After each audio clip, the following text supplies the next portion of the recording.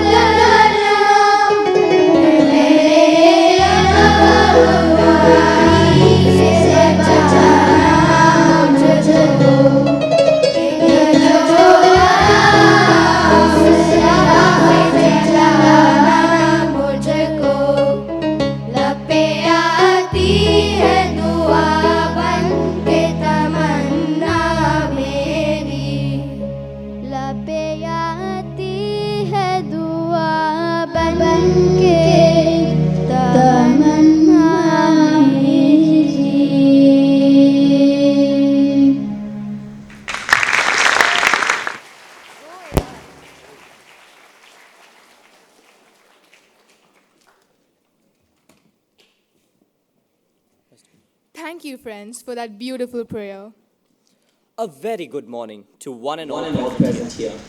A A very warm welcome welcome to our keynote speaker, Mr. Mr. Javed Javed Ashraf, Ashraf, High High Commissioner of Commissioner of India India to to Singapore, Singapore, and our and our special special guest, guest, Mr. Mr. Hari Hari Krishnan, Krishnan, President of Global Global Organization Organization for for People People of of Indian Indian Origin, Origin, and and Mr. Mr. Lee Lee Kwong Kwong Boon, Boon, Vice Vice President, President, United Nations Nations Association of Association. Singapore. We are extremely happy and privileged to have them here at our Global Indian International School Smart Campus. We are all gathered here today to celebrate the United Nations International Day of Nonviolence. In the In the words words of of UN UN Secretary Secretary General General Antonio Antonio Guterres, Guterres, Gandhi Gandhi proved that that non-violence non-violence can can change change history. history. Let us Let be us be inspired inspired by by his his courage courage and and conviction conviction as we as we continue continue our our work work to advance peace, sustainable development, and human human rights rights for for all all people people of of the the world. world. The The International Day International of Day of Nonviolence is Nonviolence is marked on marked on 2nd 2nd October, October, the the birthday of birthday of Mahatma Mahatma Gandhi, Gandhi, leader leader of of the the Indian Indian independence independence movement movement and and pioneer pioneer of the of the philosophy and philosophy and strategy of strategy of nonviolence. nonviolence. The The International Day International of Day of Nonviolence is Nonviolence an is an occasion to occasion to disseminate the disseminate the message of message of nonviolence nonviolence through through education and education and public public awareness. awareness. The The resolution resolution reaffirms the reaffirms the universal universal relevance of relevance the of the principle of principle of nonviolence nonviolence and the and the desire desire to to secure secure a a culture of culture of peace, peace, tolerance, and tolerance, and understanding understanding and and nonviolence. nonviolence. We are We are very honored honored to be hosting this special event here at our campus. Now may I request Mr. Atul Kanmunikar, Chairman, Global Indian International School, to present the welcome address. So please.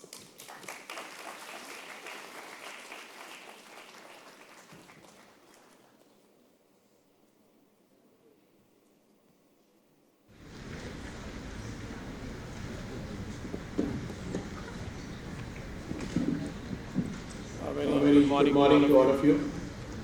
His Excellency Javed Ashraf ji, Mr. Hari Krishnan ji, Mr. Lee Kwong Boon, and all the distinguished guests, students, parents, and teachers.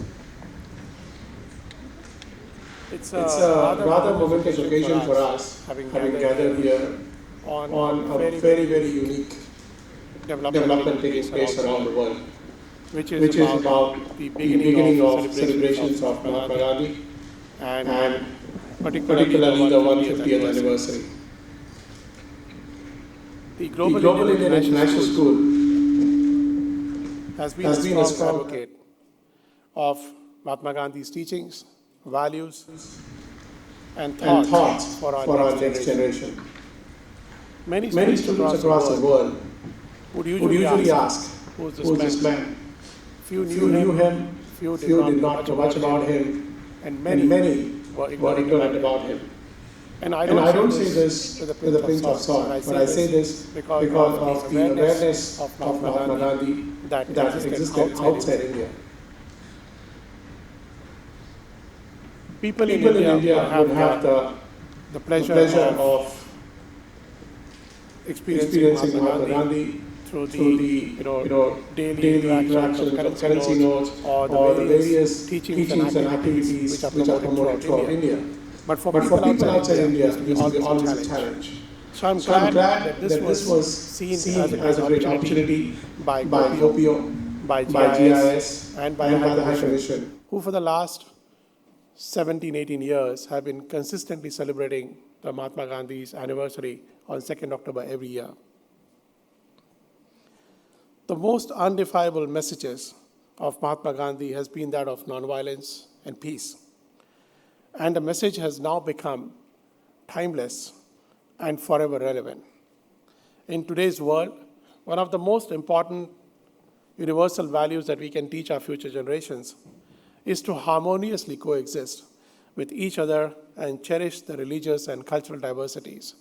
As those of you who have been following local media, it is racial harmony that is taking center stage in all discussions, whether be it Singapore or around the world. It was this opportunity that allowed GIIS to increase the understanding of Mahatma Gandhi, and it opened its first Mahatma Gandhi Center in the Singapore Queenstown campus in 2006, which was inaugurated by then Ministry of Human Resource Development Minister, Mr. Arjun Singh. Thereafter, GIIS took it as a national program and took it to all our campuses across the world, and establishing the Gandhi's Peace and Human Values program. Today, it's a big pleasure to see students who walk by the statue, the elegantly designed statue of Mahatma Gandhi every day, and they not only experience him, but they also kind of pay their respects, maybe quietly, maybe visibly, or maybe physically, but it is a great experience for all our students to see statue of Mahatma Gandhi in every campus. The Gandhi Center, in addition to the statue, is also an excellent place where students and teachers can come together to talk about storytelling, about his life, about his young days, as we just saw, and also about the various valuable and precious teachings that he has left us with. The most treasured aspect of our Gandhi Center is the simplicity, is the frugality, which was the epitome and symbol of Mahatma Gandhi, which was always there for us to see, but the Gandhi Center really transforms that experience into an experience of simplicity and frugality for all our young children to see. This was incidentally one of the most treasured values of our late former Prime Minister Lee Kuan Yew as well. The Universal Values and Peace curriculum teaches students concepts of universal brotherhood, acceptance and celebration of differences, shunning violence, and spreading the message of kindness and humility. We empower every student to stand up for an equal society where there is no subservience and everyone has an equal voice. Through community services, such as racial harmony, collaborations with organizations such as Friends of Singha, students bring into practice what they have learned in their classrooms. The Mahatma Gandhi Center for Universal Values at the campus is not just a frugal, deep thinking space, but also a vibrant place for peaceful learning that offers students an opportunity to get a glimpse of Gandhi's life and teachings and deep diving into how they can use these values in their everyday lives, be it professional or personal. We are very proud of our Gandhi Center, and to follow the values preached by Gandhiji is everything what we do. A statue of Gandhiji, which is elegantly poised at the gates of each of our campuses, our syllabus that intertwines the values and the Universal Values program, which has been the aim for all our students to learn the importance of Gandhi's views. And we have been guided in this journey by personalities who were staunch followers of Mahatma Gandhi. One of them we have here, Amir Bhai, who has personally seen Mahatma Gandhi when he was young. He has interacted with him. His father has interacted with him. It is a deep honor for us to have Mr. Amir Bhai in the audience here, as well as our late co-founder, Justice Chandrasekhar Dharmadhikari, who also had the pleasure of taking nimble advices from Mahatma Gandhi when he was 10 years old. He had the pleasure of playing around the playgrounds when Mahatma Gandhi used to live in the ashrams. And it is a thinking that he has carried forward through the journey of GIIS, and where we want to ensure every child understands the importance of Mahatma Gandhi in today's world. And now, recently, in the recently concluded the UNGS session, we had the Prime Minister of Singapore, Mr. Lee Hsien Loong, address the United Nations General Assembly and spoke on the relevance of Mahatma Gandhi in the contemporary world. We also thank Prime Minister Lee for making a mention of the Global Indian International School's Mahatma Gandhi Center and recognizing the efforts which the center has taken over the last 18 years. Now, as we observe the 150th year of Gandhiji's birth, we are all more thankful for the teachings that our father of nation imparted on us. Throughout this anniversary year, we will be making, and we have made many gestures and initiatives towards universal peace and brotherhood to emphasize Gandhiji's message has become timeless and unbound by geographical boundaries. I would like to conclude my speech by adding that the GIIS has been a devoted follower and promoter of Gandhi's universal values, and his teachings have constantly been a great light for all our students.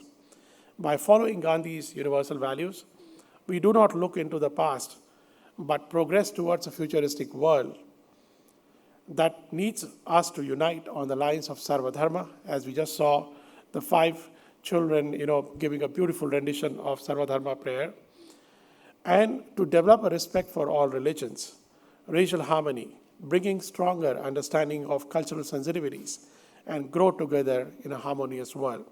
I sincerely believe that our students will be, like Gandhiji said, the change that they want to see in the world and help build a strong community that will emulate the Gandhian peace values. Thank you very much.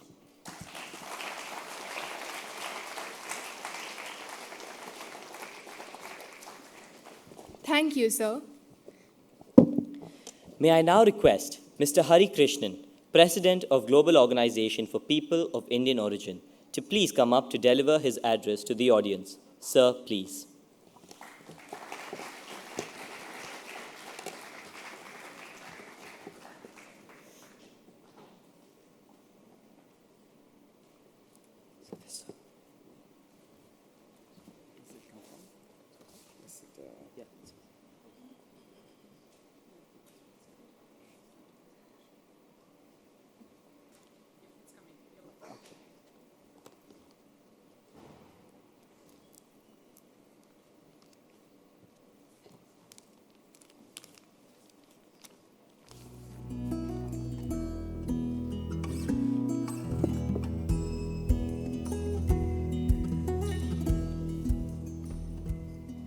His Excellency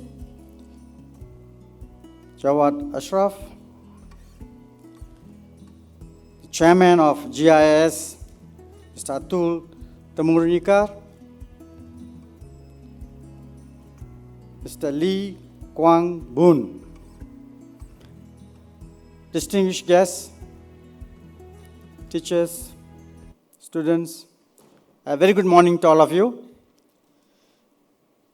When I was requested to speak about Gandhiji in front of students, I was thinking, GIIS is a very special school. We don't have many schools in Singapore like this. Intelligent building, intelligent teachers, intelligent classrooms, intelligent students. How do you address such a wonderful audience? Before I could even talk about Gandhiji, they already have everything in their hand, the handphone, everything's downloaded about Gandhiji.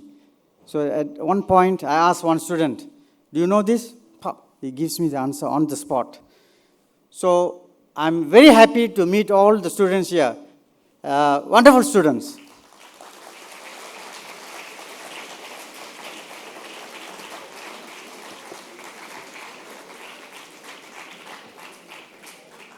You can't get this kind of students everywhere.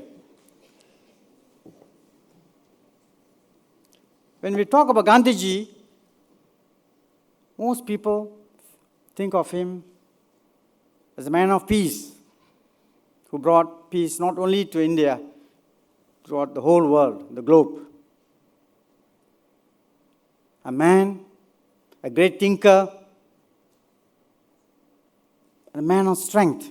Someone asked me, he's so slim, you have only bones and skin. How do you classify him as strong? I'll come back to that later. You see his strength. A man of truth. And a man who brought freedom, not only to India, but made India as an example for the whole world and this region. After India, many countries became independent. He was a person who enlightened other world leaders. Like you have Martin Luther King, who followed some of the Gandhian principles, who took Gandhi as one of his gurus.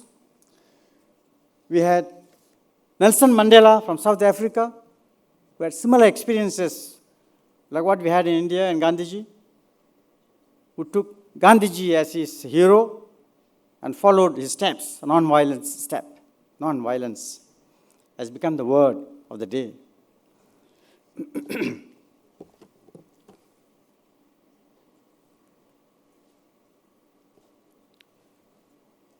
what to speak to intelligent students. I said, instead of speaking to intelligent students, I just highlight some of the things about Gandhiji. So here we have Gandhiji's ability to change. He says, people talk about change. The management gurus, US and all over the world, they talk about change. Change is permanent, change is this, change is that. Gandhiji says, before you talk about change, you be the change. You want the world to change? You be the change. You start the change.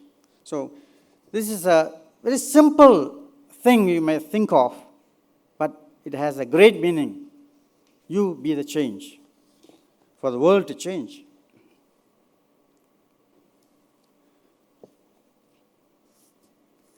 About truth. He's a man of truth.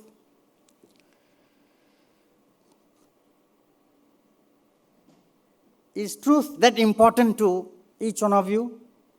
It's every one of us. Truth is important. When you have a commitment, when you think of something is right, stand straightforward and speak your mind. Even it may be a single person. You may have a single person looking against 1,000 odd people against you. But if you feel that commitment you had is the truth, stand for it and fight for it. That is what Gandhiji exactly did.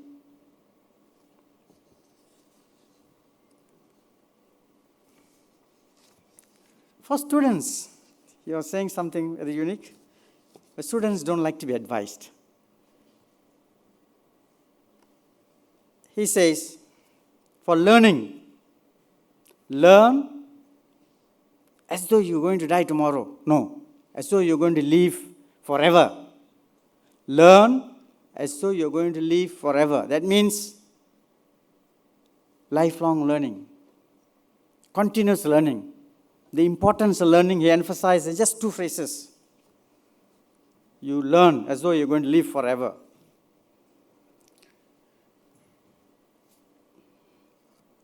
If you study and progress in your education, you're going to be somebody. And if not, you're nobody.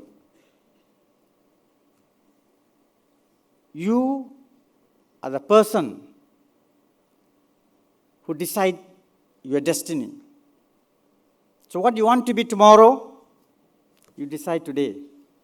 Gandhiji simply says, do what you need to do, that is study. So in future, it's yours. Coming to attributes of the weak and strong, I was telling you earlier, man of bones and skin, how is he going to be strong? And what is he talking about strength? Strength is not in your physical appearance. Strength is not in the position you hold. Strength is not the amount of fabulous wealth you have gathered. Strength is very simple. Learn to pardon. Learn to see that you give forgiveness to the people who could have harmed you or against you. Just forgive them. If you have that attribute, you are strong. And that attribute is not a simple attribute, but it's a very strong attribute. Not many people can forgive. They always keep something in their heart, grudge. So this chap has done something to me, I must do something to him. This grudge is there. Gandhiji says very simply, by taking revenge, you are not a strong person, but forgiving is the strength you have. Gandhiji did that in practice. He was a leader, an exemplary leader. Coming to businessmen, I see quite a number of business people sitting.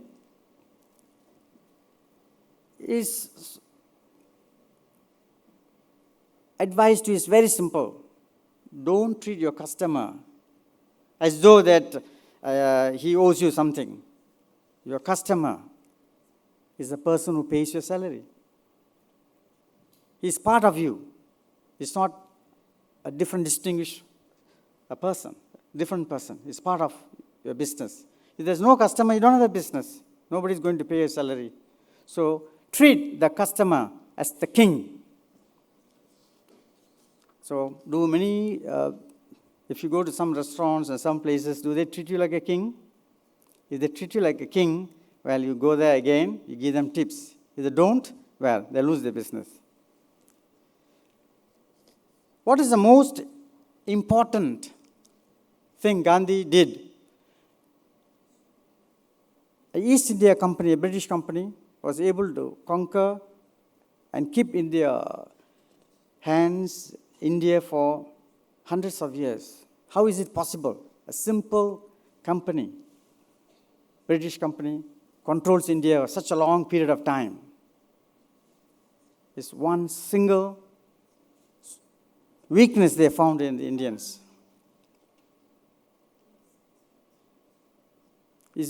Are they using their cannons? The Indians don't have that time. The Indians didn't have enough weapons. But the British had all the strength, weapons, guns. Was it that? Or they had a big army?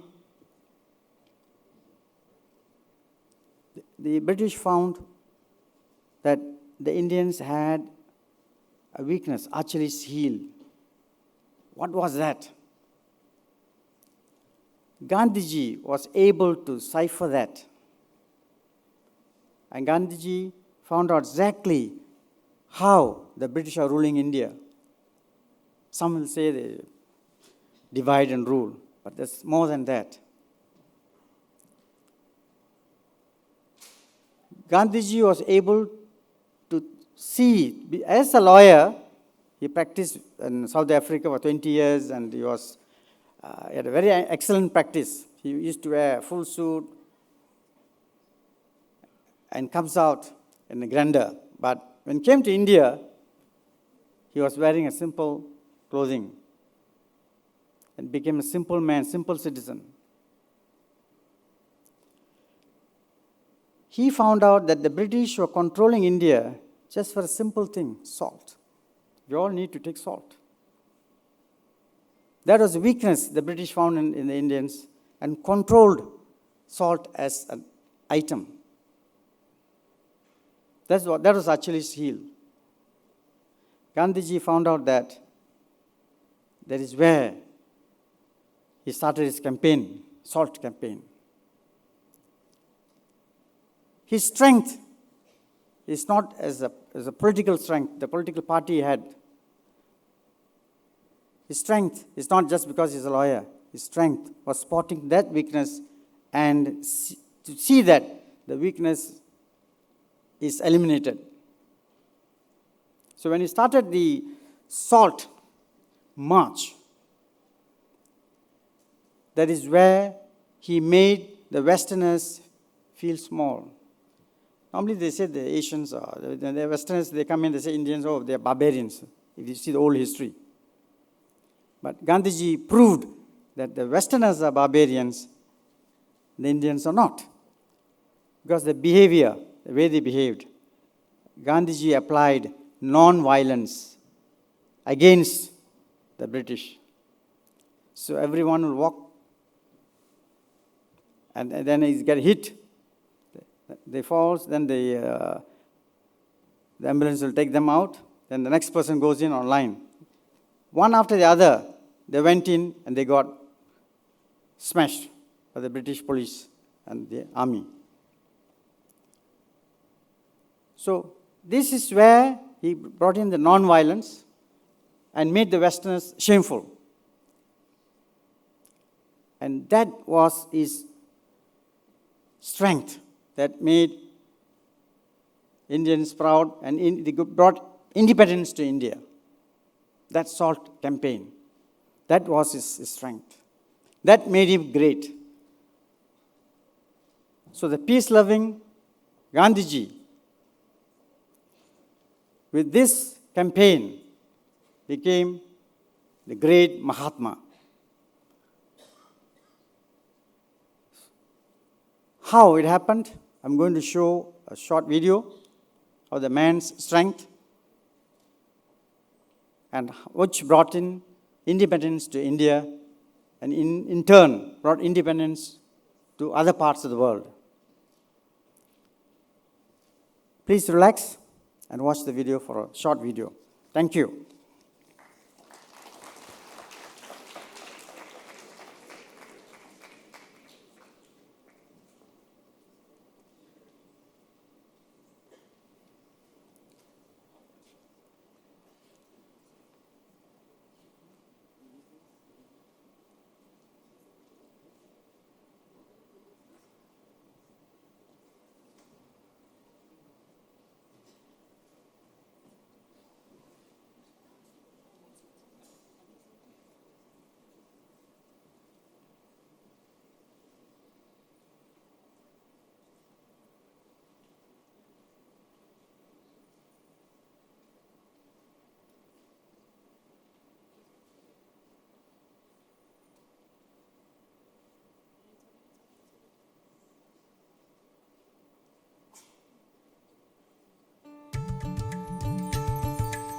The Salt March by Esther David.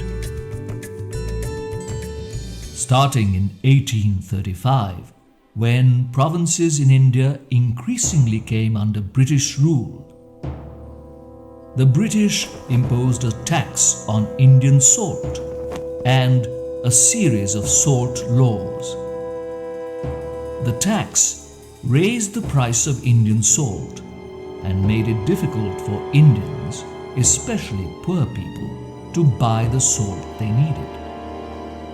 The salt laws made it illegal for Indians to collect, produce, or sell salt.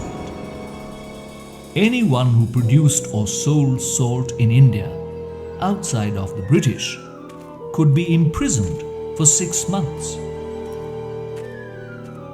Gandhi and many others found the imposition of the salt tax and the restrictions on salt production unfair and decided to protest against them. He said, "Next to air and water, salt is perhaps the greatest necessity of life. Salt is important because it makes our food taste good. But, more importantly, salt is essential for our health." Gandhi organized a salt march from the Gandhi ashram in Ahmedabad to the seaside village of Dandi in the south of Gujarat. It started on the 12th of March, 1930, with Gandhi and 78 people.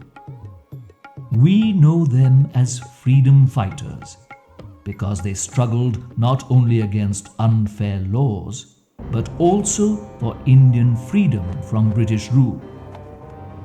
Along the 240 miles from Ahmedabad to Dandi, thousands of people from all over India joined the march to protest British rule, the high salt taxes, and the unfairness of not being allowed to produce and sell their own salt. Gandhi and his followers walked about 12 miles a day and reached Dandi in 3 weeks. He called it a battle of right against might. At the end of the march, Gandhi picked up some grains of salt from the seashore and took a pledge. "With these crystals of salt, I am going to shake the foundation of the British Empire." With the Dandi March, Gandhi launched the civil disobedience movement against the British Empire. Following the Salt March, 80,000 Indians, along with Gandhi, were jailed.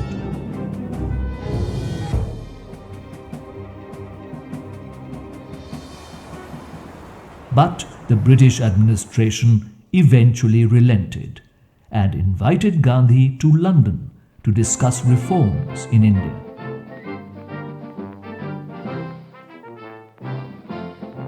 Gandhi's Salt March got wide news coverage and proved to be a turning point in the history of India's independence movement that led to independence in 1947. With this simple act of standing up against injustice, Gandhi shook the foundation of the British Empire in India. He showed that by working together, people of conviction and courage, even if each one is as small and powerless as a grain of salt, can make an enormous difference.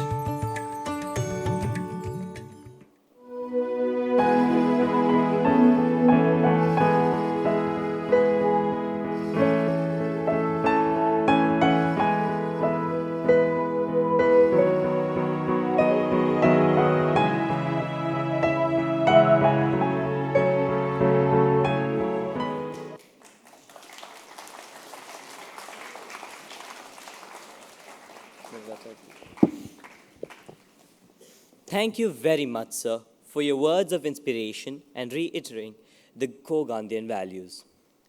A few words of introduction about Mr. Lee Kwang Boon, Vice President, United Nations Association of Singapore. Mr. Lee served as an executive committee member of the World Federation of United Nations Association, New York from 2008 to 2015. He has 15 years of working experience in investment fund, management in the public, and private equities in several major financial institutions.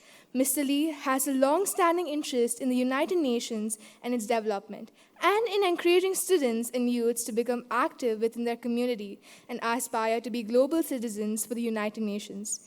He remains a passionate advocate for cultural understanding that crosses national boundaries. He believes passionately in development paradigms that are grounded on the highest human values, such as well-being, happiness, and happiness. May I now invite Mr. Lee Kwang Boon to please come up to the podium and address the gathering. So please.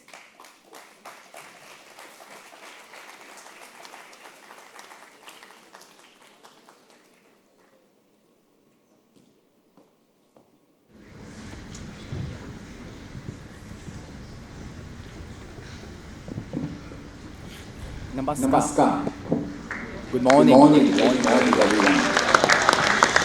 Guest of honor, His Excellency Mr. Jawam Araf, High Commissioner of India to Singapore, distinguished guests, ladies and gentlemen, school principals, teachers and students. Let me begin by thanking Global Indian International School and Global Organization of Peace and Indian Origin for its strong commitment over the years to celebrate International Day of Non-Violence on October 2nd. It gives me great honor to read the remarks of the UN Secretary General Antonio Guterres on an occasion in New York, UN headquarters on relevance of Mahatma Gandhi in the contemporary world. The message is as follows. It is a great pleasure and great honor to be here to mark the 150th anniversary of Mahatma Gandhi, one of the giants of the 20th century, a global icon of peace and advocate for the most vulnerable. I thank Prime Minister Modi and the Indian mission for convening this meeting. Part of his genius lies in his ability to see the interconnectedness and the unity between all things. His political movements included leading the movement that ended colonial rule in India, using peace, love and integrity to prevail. But his vision went far beyond politics to encompass human rights and sustainable development. Gandhi looked at the world from the point of view of the lowest and the most humble, but is acknowledged as one of the greatest leaders of all time. His values truly transcend borders. Gandhi's enduring legacy is his continued relevance to our thinking and action on the broad sweep of issues from protecting our environment to promoting justice, from education to inequality. His teachings remain fresh and thought-provoking, including his emphasis on the importance of facing up to the truth with courage. Perhaps Gandhi's most important legacy was in creating a culture of peace, in providing the effectiveness of non-violence, and drawing the world's attention to the gap between what we do and what we are capable of doing. Gandhi's ideas drive the work of the United Nations for equality, empowerment, and global citizenship every day. I know they also drive the thinking of many global leaders. I commend those who have decided to pay tribute to Gandhi's legacy by marking this anniversary with a project connected to one of the Sustainable Development Goals. I would like to take this opportunity to thank the Government of India for supporting the elimination of single-use plastic at the United Nations and the installation of solar panels and a green roof on top of the conference building. Thank you. This is the end of this message. Perhaps please let me have this opportunity to engage the students present here. And it's a really great honor again to be here to mark the 150th anniversary of the birth of Mahatma Gandhi with all of you on this special day. And it's a fitting way to honor this most action-oriented leader. And it's always a treat to see young people. And I think of no better place to have this conversation than here at the GIIS Smart Campus. We are dedicated to peace, cultivating solutions, and the holistic thinking behind the 2030 Agenda for Sustainable Development and the new generations of leaders. And there's so much to be proud of. Once more, positive thought in the morning can change a whole day. Just for today, act as if your dreams count. Just for today, don't listen to anyone who holds you back, keep you stuck, or makes you unhappy. Just for today, take a small and deliberate steps towards your dreams. Each of you, you're proud of your countries, of your people, of your culture, of your contribution to world civilization. We live in a world in which we need to share responsibility. It is easy to say, it's not my child, not my community, not my world, not my problem. Then there are those who see the need and respond. I consider those people our heroes, just like Mahatma Gandhi. In an emotionally charged speech at the United Nations Climate Action Summit on 23rd September, climate activist Rita told the world leaders of ignoring the science behind the climate crisis. People are suffering. People are dying. Entire ecosystems are collapsing. We are in the beginning of mass extinction, and all of you can talk about this money and fairy tales of eternal economic growth. How dare you? So Greta, you're really amazing. Her speech was an honest calling out of the failures of global leadership. The world is waking up. Our world is too important for business as usual. We need to push harder for exclusive business. What we are experiencing is a transformation to a more sustainable form of capitalism and ultimately a more sustainable world. So Gandhi's ideas drive the work of the United Nations for equality, empowerment, and global citizenship every day. We are also, all of us, citizens of the world. And we are united in a cosmopolitan way by a common cause, the well-being of humanity. The world that our young people all have inherited now is a global world. Leadership in a new world requires people to have familiarity with different people all over the world. Education begins with humanity's ultimate questions. What is the meaning of life? What is our deepest nature? What is our responsibility to others? These questions does not separate life from education. How can I serve humanity?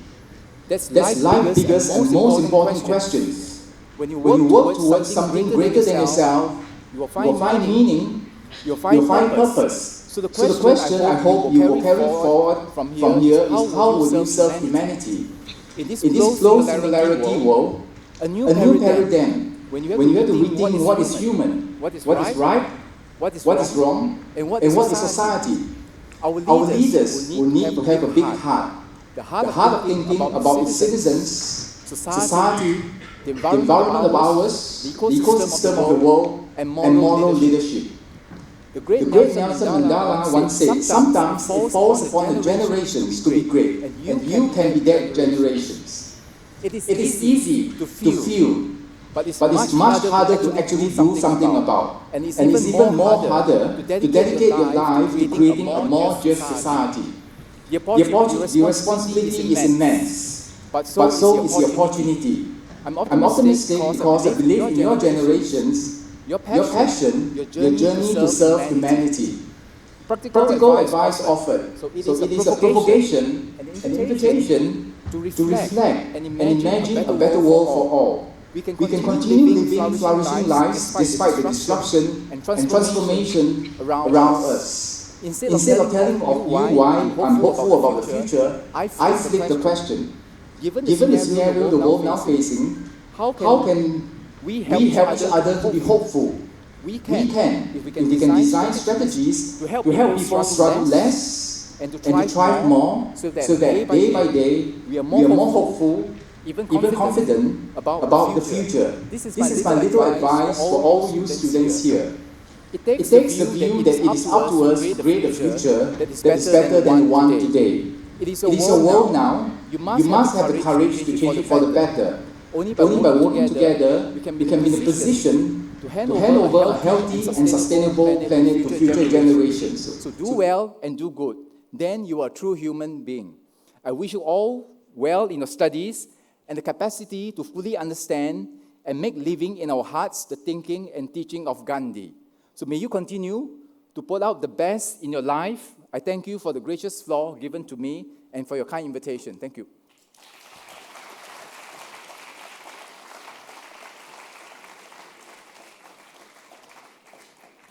Thank you, sir, for reminding us about the greatness of Mahatma Gandhi. I now invite our special guest, Mr. Javed Ashraf, High Commissioner of India to Singapore, to kindly come up and address the gathering. Sir, please. Stay back and tell him about that.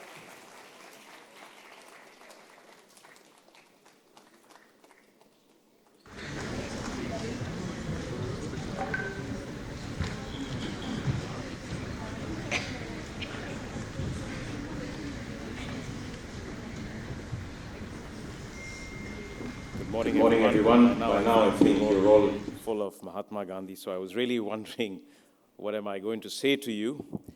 But first of all, Mr. Atul Termunikar, Atulji, you've always been a pioneering person in terms of not just technology, but in terms of also advancing values that can help make this world a better place.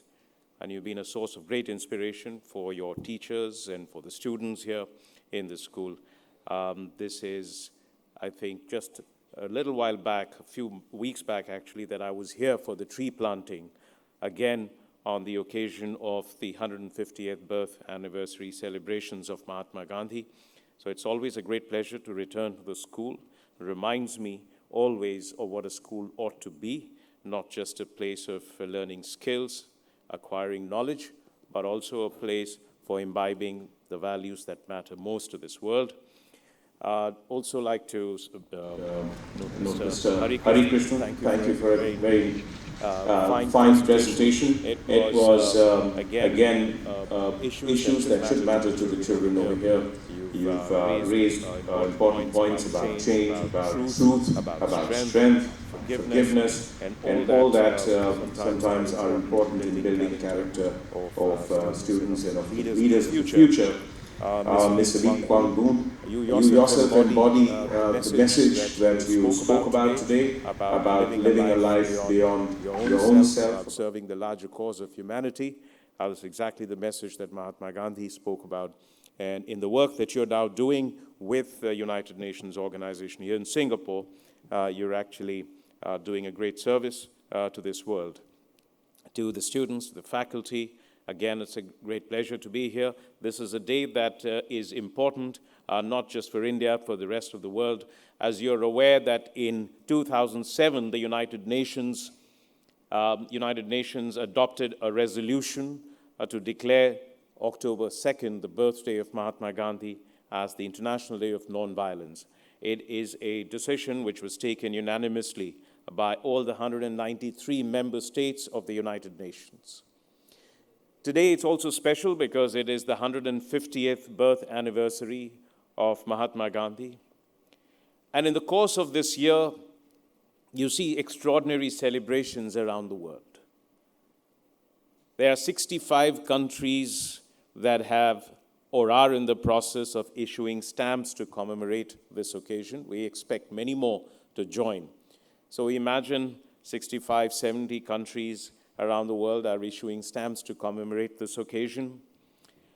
There are many countries where we've now seen unveiling of the statue of Mahatma Gandhi. We are fortunate here in Singapore to have at least two here. There are, throughout the world, we see exhibitions, competition for the youth, essay writing. There are so many activities commemorating the great soul, the Mahatma. In India, we have, of course, we've also seen last year, and many of you would have seen it, if not, go to the YouTube, that singers from 124 countries in the world, who speak very different languages, who come from different musical traditions, came together to sing that one song, that one hymn that was dear to Mahatma Gandhi, Vaishnava Janatho. So imagine there were people from the smallest islands to the largest countries in the world, singers who have never probably sung in the language in which it was written in the 15th century by the great poet Narsin Mehta, Vaishnava Janatho. But that was the unifying power of Mahatma Gandhi. And it has all been combined into a wonderful little video, which is worth seeing because it still brings goosebumps to you no matter how many times you see it, and it's all been sung so beautifully. In India, we are also compiling a book in which leaders from almost every country of the world have made a contribution of an essay on what impact has Mahatma Gandhi had on their lives. From Singapore, it is Emeritus Senior Minister Goh Chok Tong who has made this contribution. We hope to have the book released in the course of this week of celebrations in India. And as you just heard, in the United Nations this year on the 24th of September, Prime Minister Shri Narendra Modi hosted an event to commemorate the 150th birth anniversary of Mahatma Gandhi. 6 leaders were invited, including Prime Minister Lee Hsien Loong, who spoke with a great deal of compassion and wisdom about the relevance of Mahatma Gandhi in the world today. He also mentioned, as you have just heard, 3 physical symbols of Mahatma Gandhi now that we have here in Singapore. One, of course, is this Gandhi Center at Global India International School. And imagine this getting recognition on the floor of the United Nations in General Assembly. Your school really deserves a round of applause.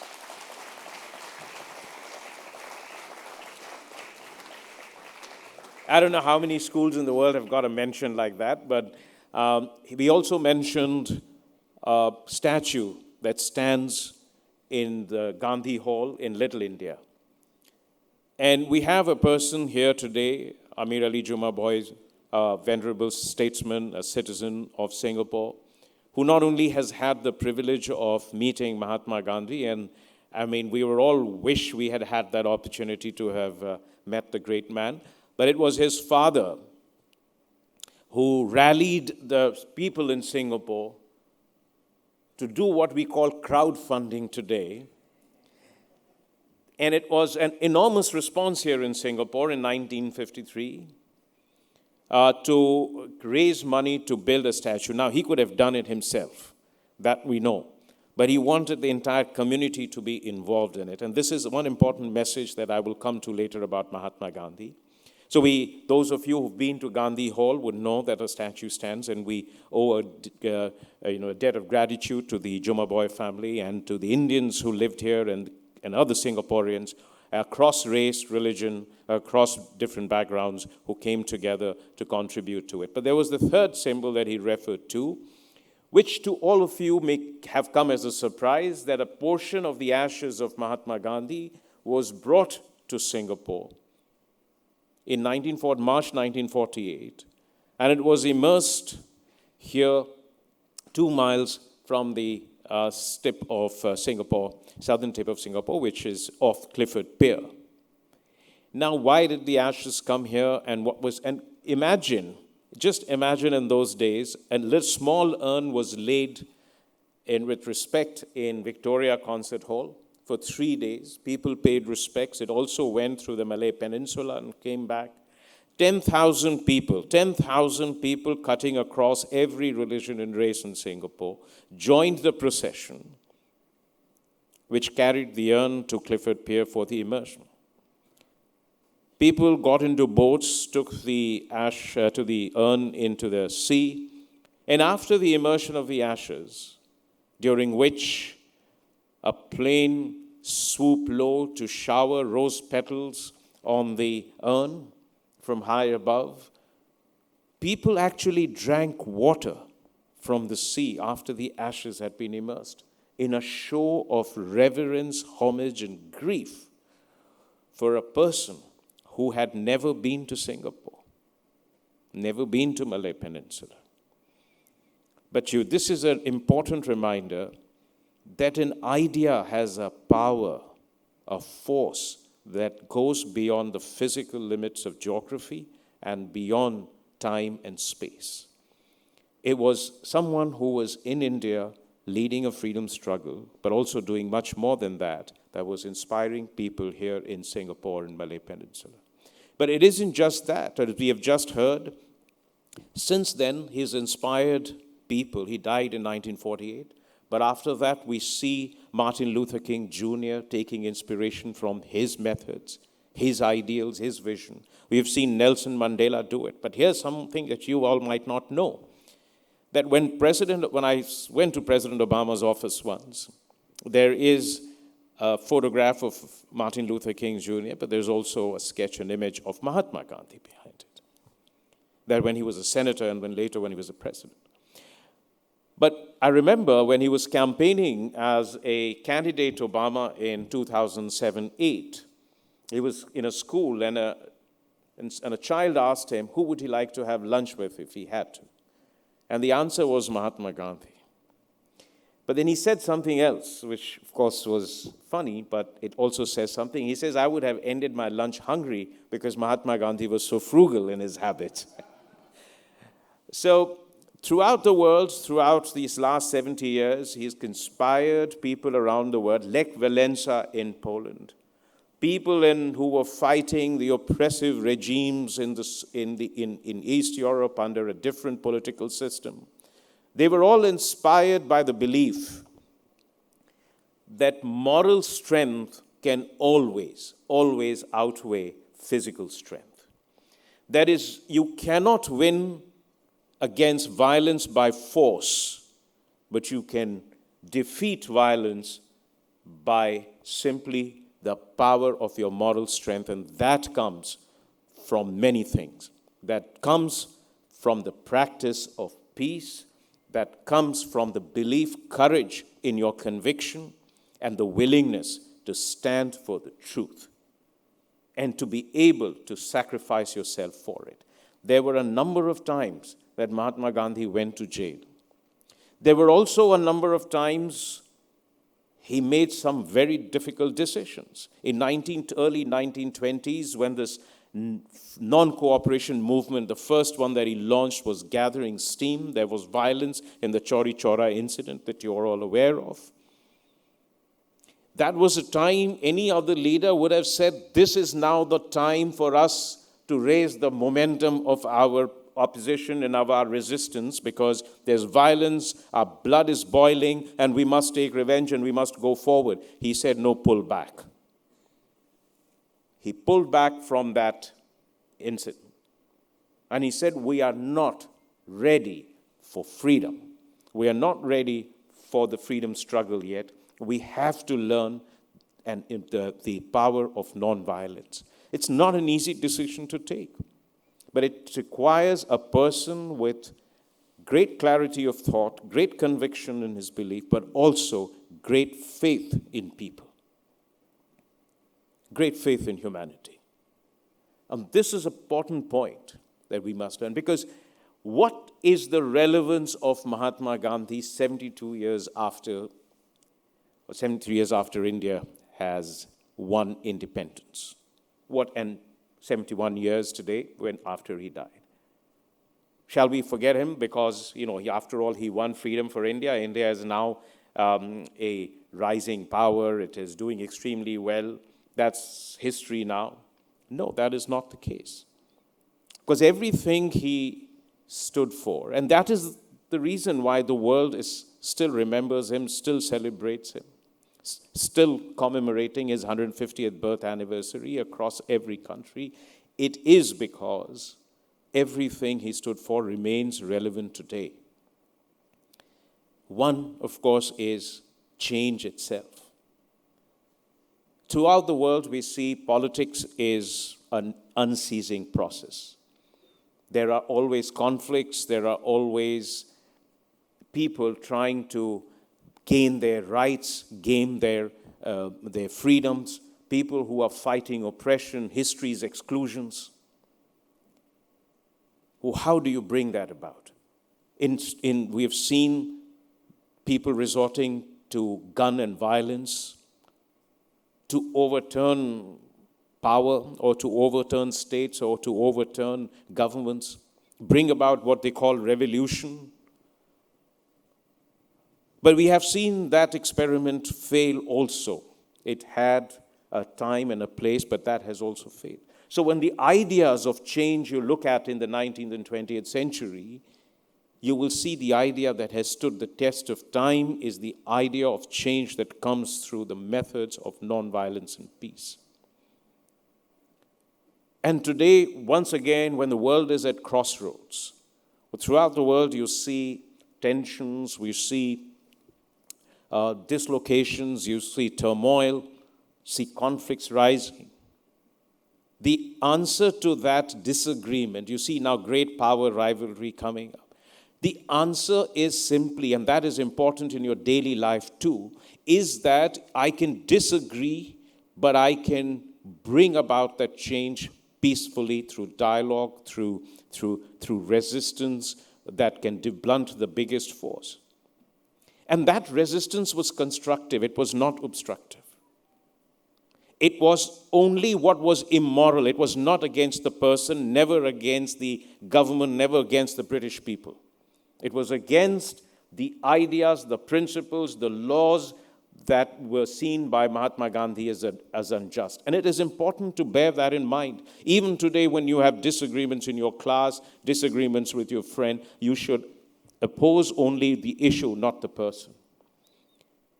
Mahatma Gandhi, as I was mentioning the other day, gave Queen Elizabeth II a hand-woven hanky for her wedding as a gift. Remember, she still has it. She showed it to Prime Minister just a few years ago. Now, for 7-8 decades, a person still has that hanky. What does that show? And Prime Minister mentioned this when he spoke about it in the UN. He showed that he could oppose the British rule, and she was the symbol of British power in India, but that he could still respect the adversary.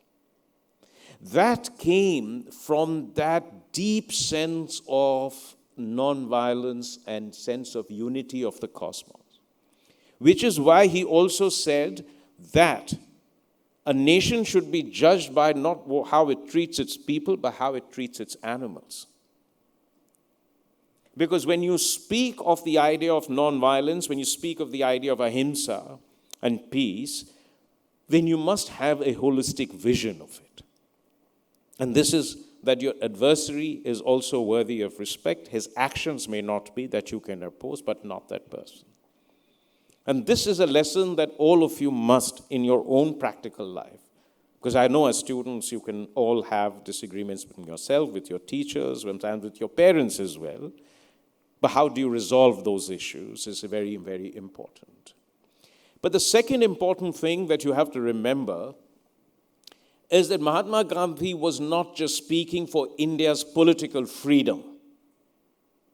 He was speaking for liberation of people from the prejudices that have bound us for centuries. Prejudices that differentiate between people, that differentiate between or creates divisions between races, between communities, between religions, between castes, between every kind of social stratification. So for him, I think it was as important for Indians to be liberated from these prejudices, for all of us to follow the principles of dignity, justice, equality for all human beings, and not just merely get political freedom. This is why when, at the time of independence, he was still fighting for his ideals and not just simply celebrating the birth of an independent nation. And when he speak about environment, he never talked about environmental conservation or sustainability. He never used the words we use today, but he instinctively knew that non-violence must also extend to Mother Earth. That if we have to be non-violent, then we must also respect Mother Earth. And in our tradition in India, and it's across the world, when you when you put your feet on the ground when you wake up, you in a sense seek forgiveness from Mother Earth, that you are stepping on her and that you might be violating. So what did he speak about? And this is important, because today when we speak of environment, conservation and climate change, we speak between technological solutions. We will replace fossil fuel by renewable energy, by solar and by windmill. Those will also down the line have their own consequences for environment. Where will you keep away all the solar panels? Where will you, once they of course are used? What he spoke about, and in a way was frugality of life. Do not consume more than you need to. Lighten your footprint on earth. And that, to me, is the most sustainable way.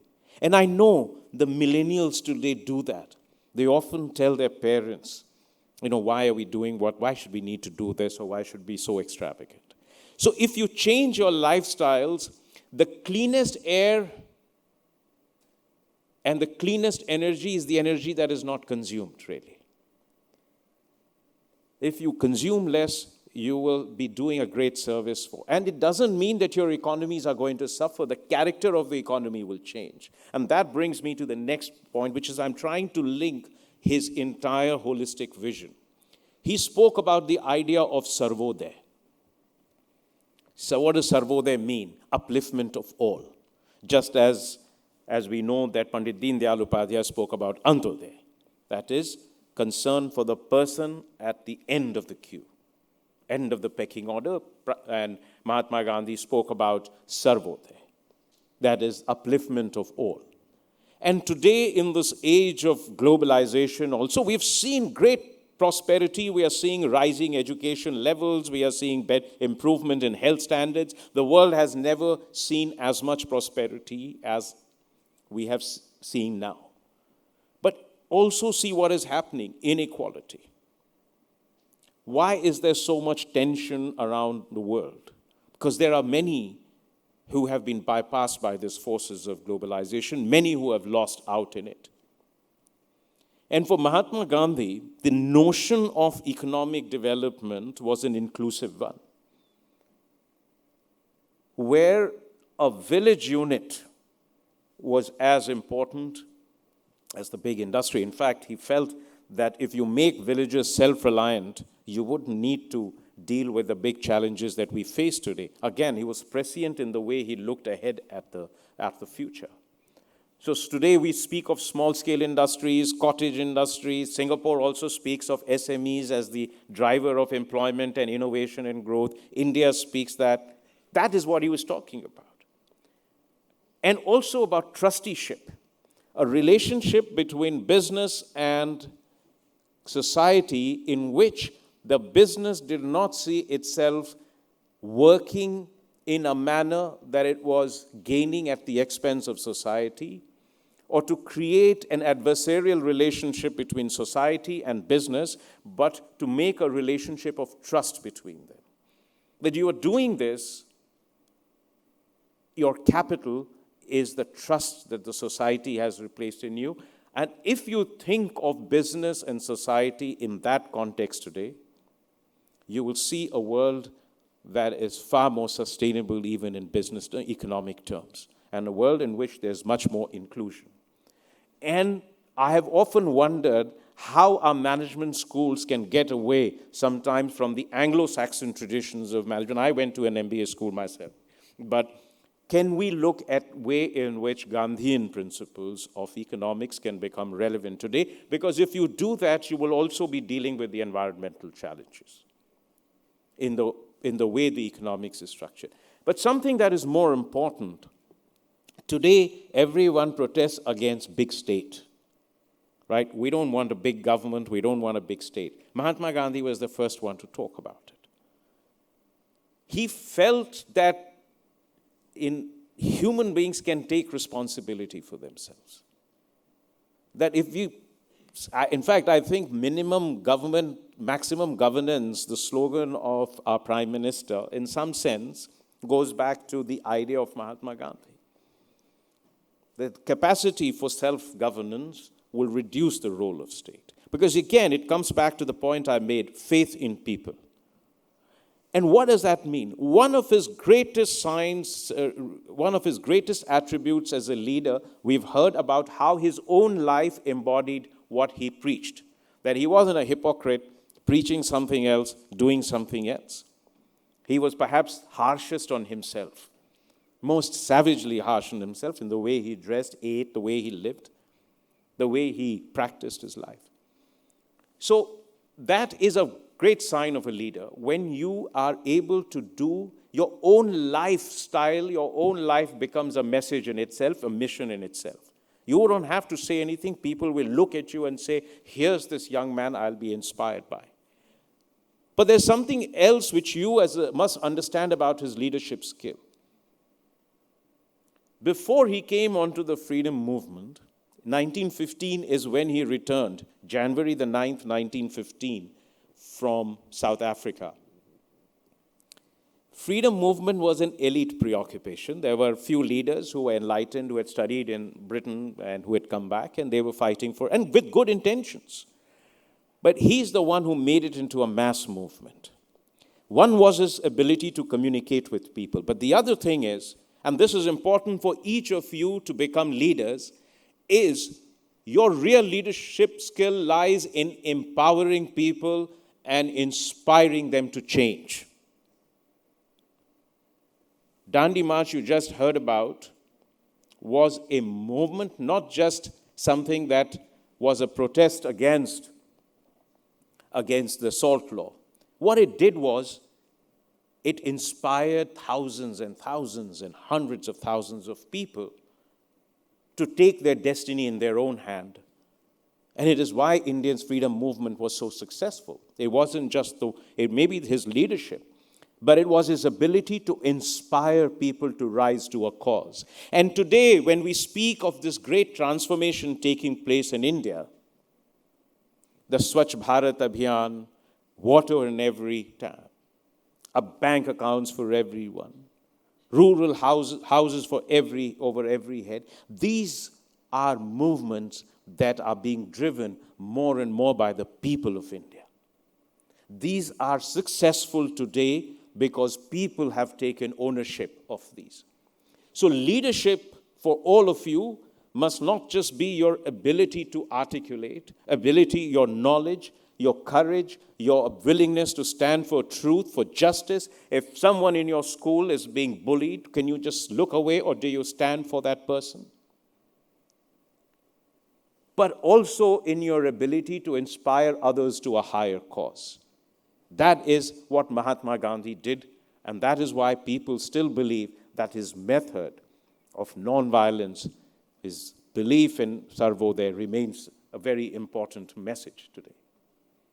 So I wanted to conclude by saying that all of you can either read him as someone who was a figure of history, who inspired India to freedom struggle, and we are all very connected to our motherland, but as someone whose teachings have proven to be successful in every respect.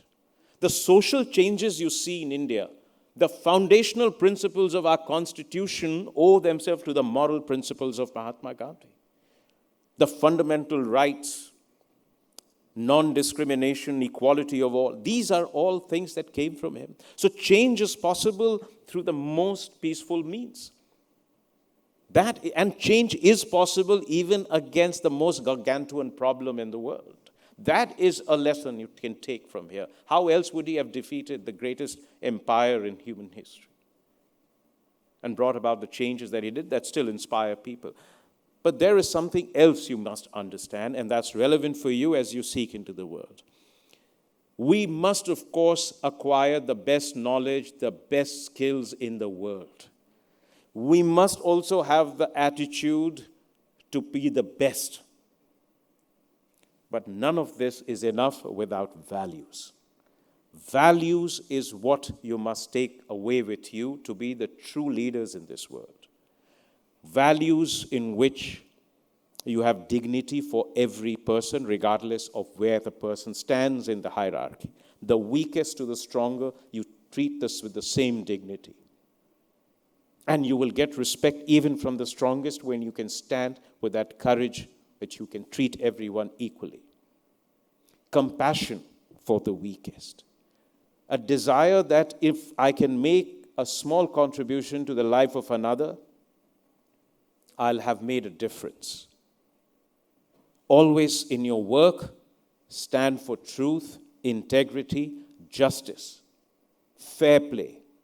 There will be, every decision involves a choice between fairness and unfairness, to yourself and to the others. These values are values to conserve the environment, that every decision I make must be beneficial for my society, for humanity, for planet, and that there must be a cause in my life that is larger than just myself. And it doesn't mean you have to sacrifice your dreams to be a private equity or a technology firm or a startup or be a civil servant or anything. But that in every decision you take, in everything you do, you could be making a positive impact on the lives of the others.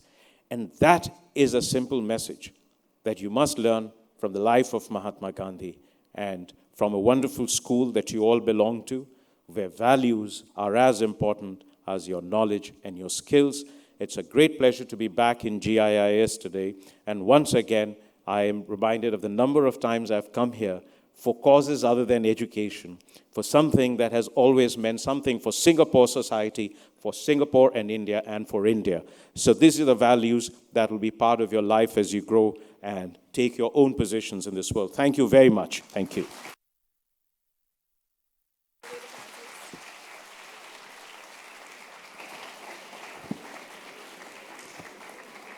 Thank you. Thank you very much, sir, for sharing with us and reminding us the relevance of Mahatma Gandhiji in our society and our world today. On the occasion of Gandhi Jayanti, we conducted a poster-making competition for classes 3 and 4. They were given the topic of teachings of Gandhi. Similarly, an art competition was conducted for classes 6 to 12. They were given the topic of what Gandhi means to me. Objectives of the competition were to commemorate the International Day of Non-Violence, to reiterate the core Gandhian values among student community, emphasize the relevance of Gandhiji's thoughts and contributions, and give students an opportunity to express their thoughts. We are happy to be announcing the results of both the competitions today. The winners will receive their prizes from our guest. The winners for the poster-making competition for the 3rd grade, the second runner-up is Anj Goyal.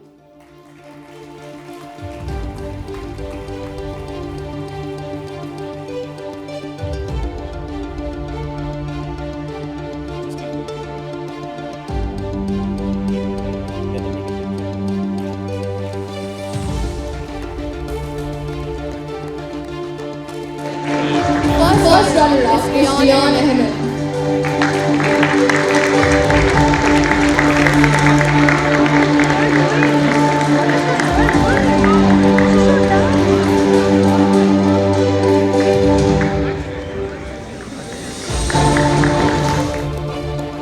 And the winner of the competition is Amishi Srivastav.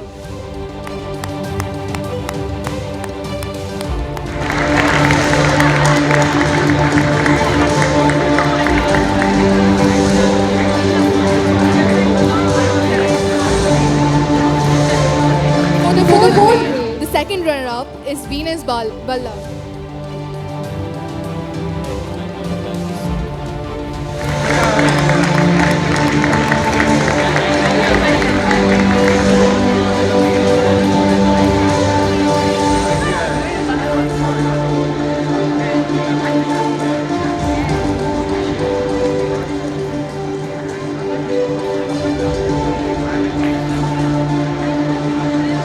First runner-up is John V. Balaji. Please keep your clothes on.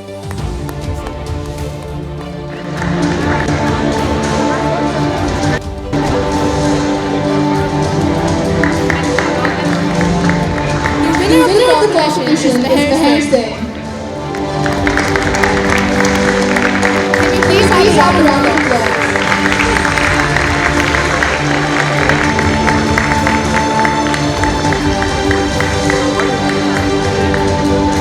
The winner is the art competition for middle school category.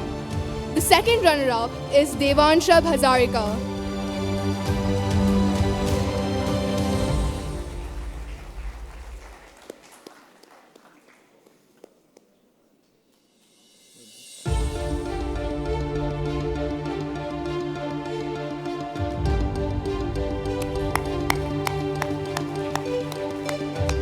The first runner-up is Sanmitra Chowdhury.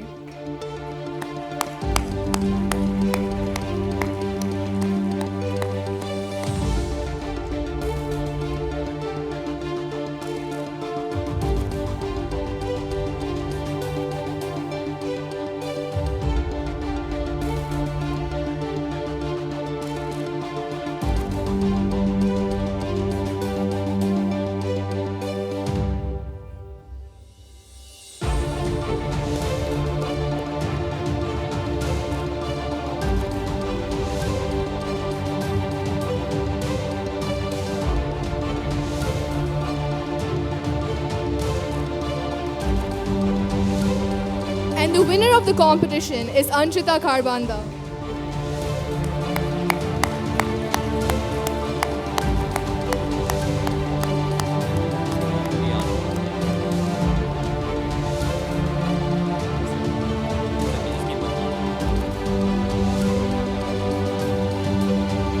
The winners for the art competition for senior school category. The second runner-up is Tansha Surendra.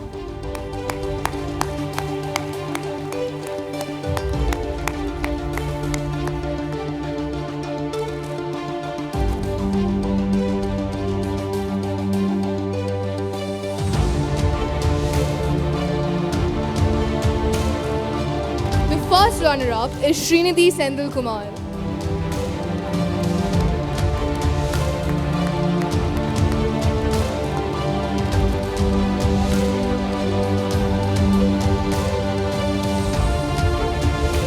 And the winner of the competition is Hiranmayi Parthasarathi.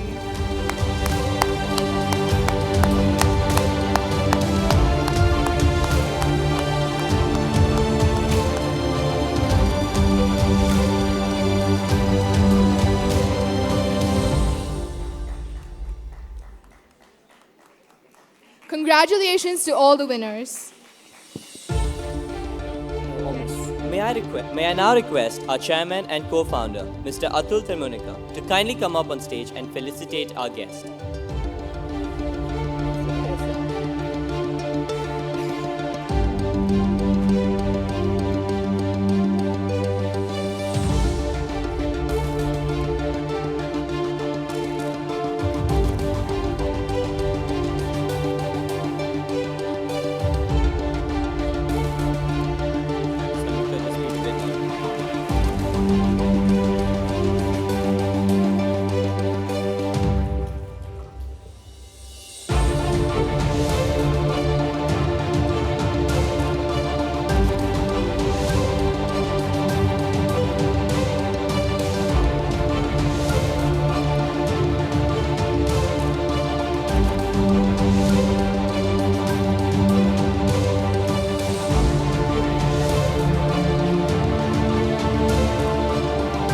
Thank you very much, sir. Requesting Mr. Javed Ashraf to please take his seat in the audience. Next, may I now invite Mr. Hari Krishnan on stage for the felicitation.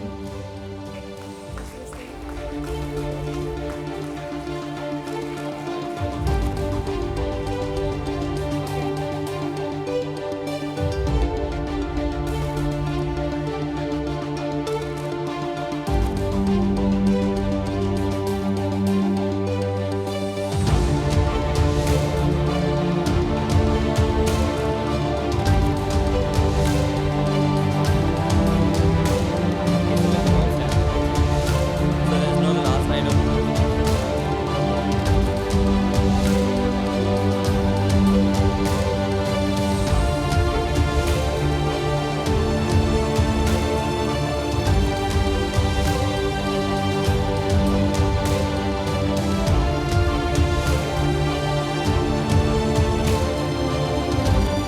May I now invite Mr. Lee Kwong Boon on stage for the felicitation.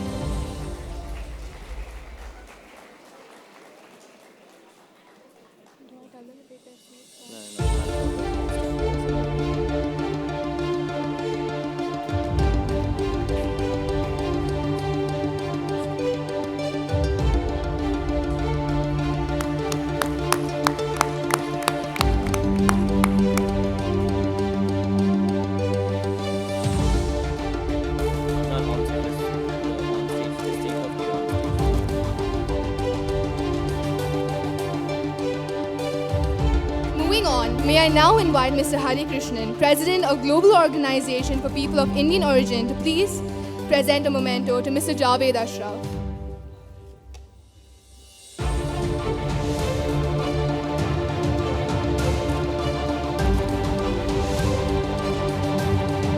Announce once again.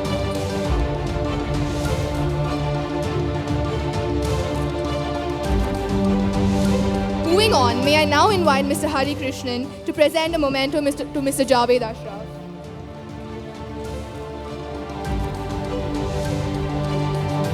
The other way around, other way around. Celebration supposed to provide.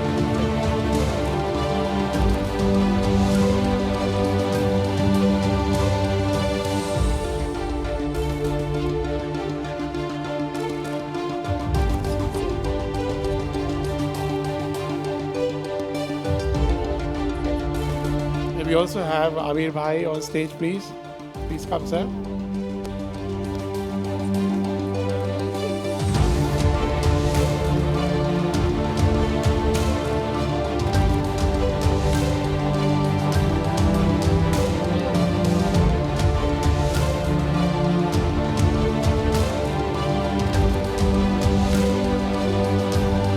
Next is yours.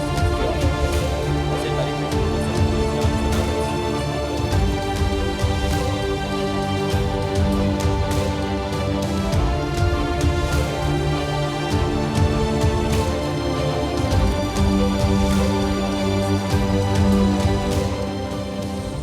Raghupati Raghav राजा राम पतित पावन सीताराम रघुपति राघव राजा राम पतित पावन सीताराम ईश्वर अल्लाह तेरा नाम सबको संपत्ति दे भगवान ईश्वर अल्लाह तेरा नाम सबको संपत्ति दे भगवान रघुपति राघव राजा राम पति पावन Sitaram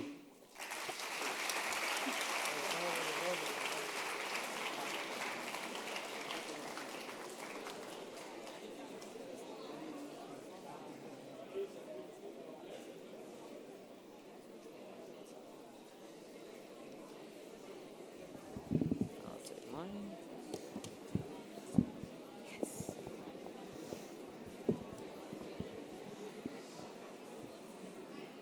Requesting Mr. Atul Temonika to felicitate Mr. Amir Ali. Okay? Requesting Mr. Atul Temonika to felicitate Mr. Amir Ali. Do you have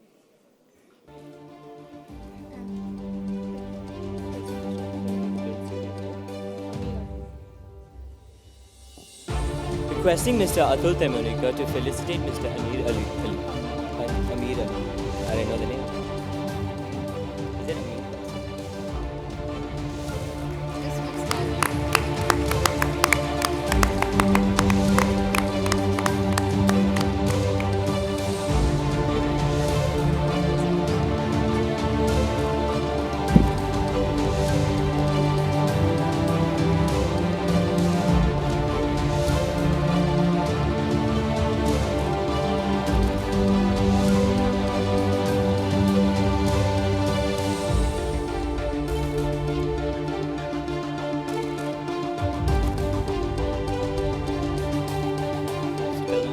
Thank you, sirs. Requesting you to please take your seat in the audience.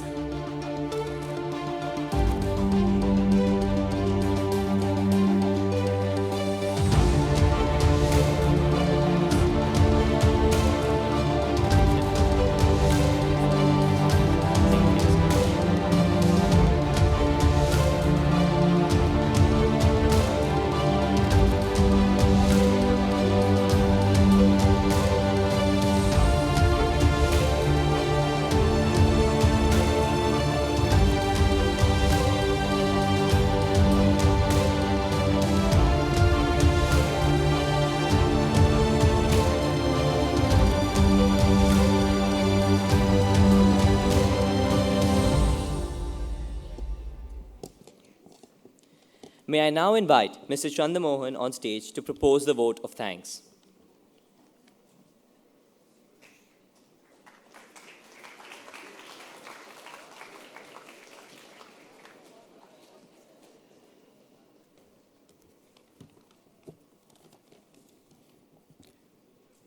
His Excellency Mr. David Ashraf, High Commissioner of India to Singapore, Mr. Atul Temunikar, Chairman GIIS, Mr. Hari Krishnan, President GOPIO Singapore, Mr. Lee Kuan Boon, Vice President United Nations Association of Singapore, Mr. Amir Ali Jumaboy, our Senior Member of GOPIO Singapore, most valued invited guests, ladies and gentlemen, and students of GIIS.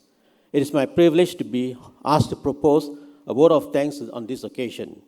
On behalf of Global Indian International School and GOPIO Singapore, I would like to thank His Excellency Mr. Javed Ashraf for delivering the keynote speech today, which gave us the insight of the beliefs of the great legend Mahatma Gandhi.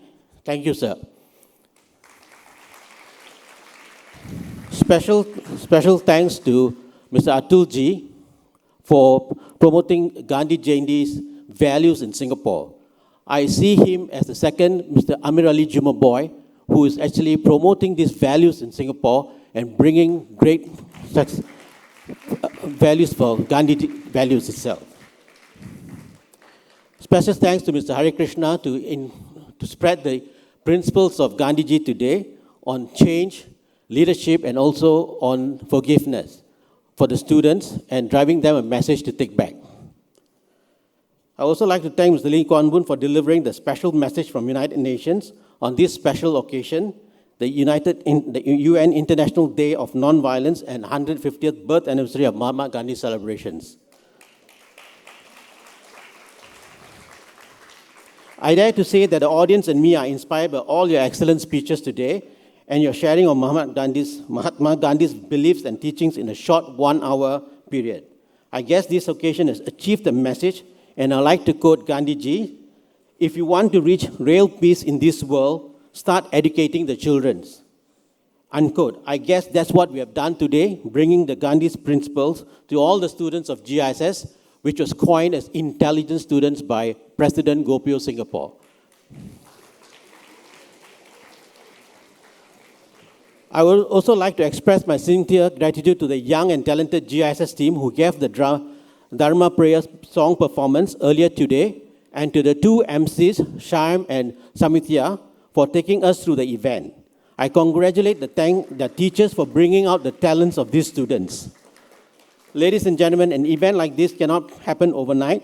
The wheels started rolling weeks ago. It requires planning and bird's eye for details.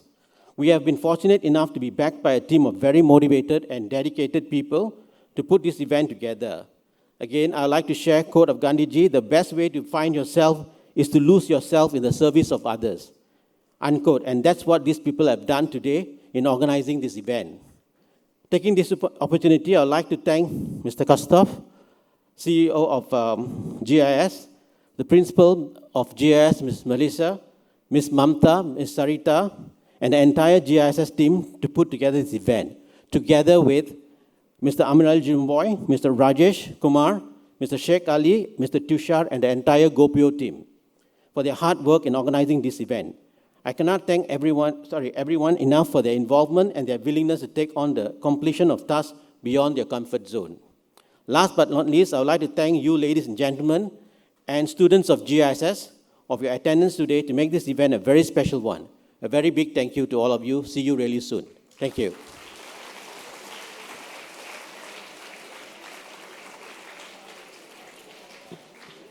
With this, we have come to the end of our session for the day. I take this opportunity to thank all dignitaries who came to our school today to make it special for us here. Thank you all once again. Let us all rise for the national anthems.